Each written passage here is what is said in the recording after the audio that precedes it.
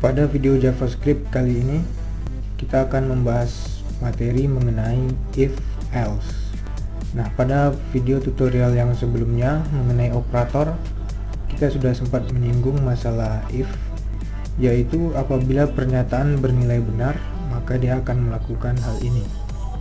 Jika tidak, maka dia tidak akan melakukan apa-apa. Nah, bagaimana apabila pernyataan itu bernilai tidak, tetapi dia tetap melakukan sesuatu juga? Misalnya, apabila pernyataan itu bernilai benar atau bernilai true, maka dia akan melakukan A. Jika tidak, maka dia akan melakukan B. Nah, untuk membuat seperti itu kita menggunakan if else. Sebagai contoh, di sini saya akan mulai dengan if.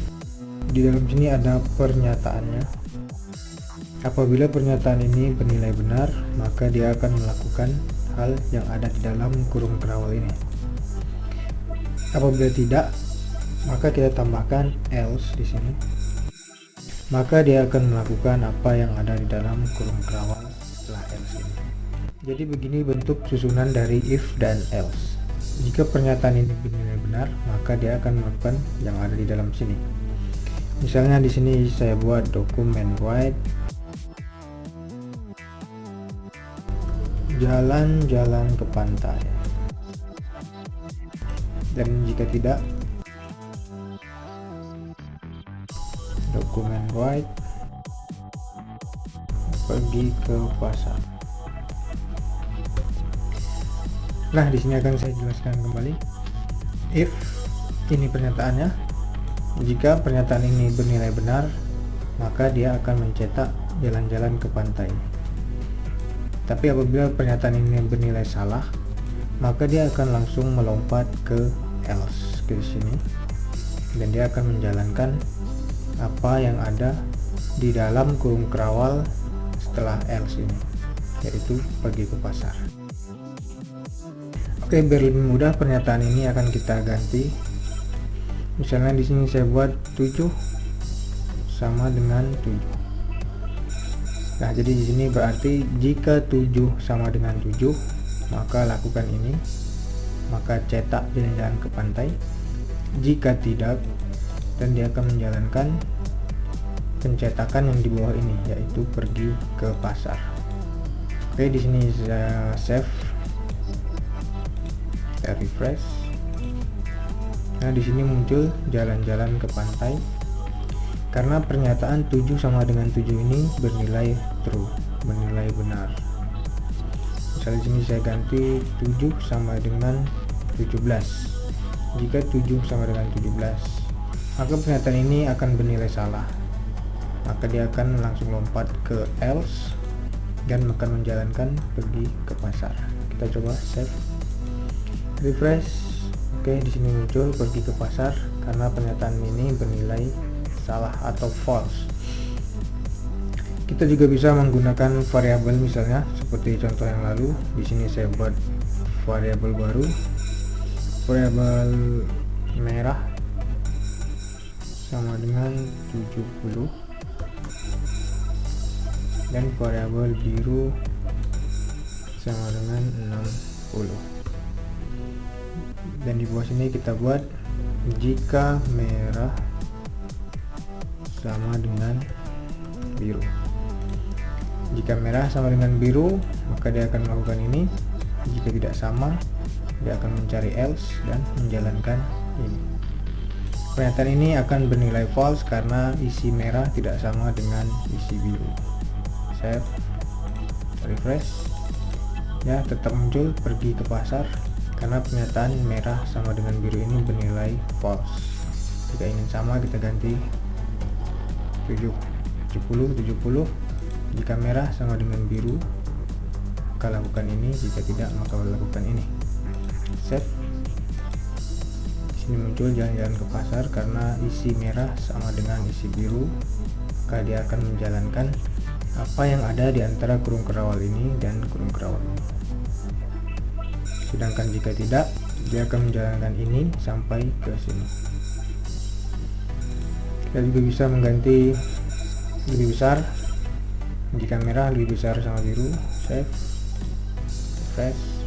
Di sini muncul pergi ke pasar. karena pernyataan ini bernilai false, merah tidak lebih besar daripada biru. Karena itu dia akan menjalankan yang di bawah sini. Ya, itulah mengenai if dan else. Berikutnya saya akan menjelaskan mengenai if dan else if. Di sini saya hapus dulu. Saya akan buat contoh format dari if else if. Yaitu if di sini pernyataan satu.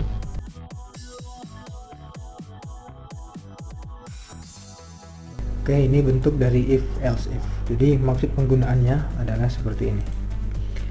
Baik, di sini akan saya jelaskan. Apabila kita menggunakan if dan else saja, seperti ini misalnya. Apabila pernyataan ini bernilai benar, pernyataan satu ini bernilai benar, maka dia akan melakukan ini. Jika tidak, maka dia akan melakukan yang di bawah sini. Berbeda dengan if else if. Apabila pernyataan satu bernilai benar, maka dia akan melakukan yang ada di bawah sini. Jika tidak, dia akan melompat ke else if ke sini, dan dia akan memeriksa pernyataan kedua apakah bernilai benar atau salah. Jika pernyataan kedua bernilai benar, maka dia akan menjalankan yang ada di bawah sini. Apabila pernyataan dua bernilai salah, maka dia akan langsung lompat ke else dan menjalankan yang ada di bawah sini. Oke, untuk lebih jelas kita langsung ke contoh. Di sini saya buat variabel warna. Warna sama dengan biru.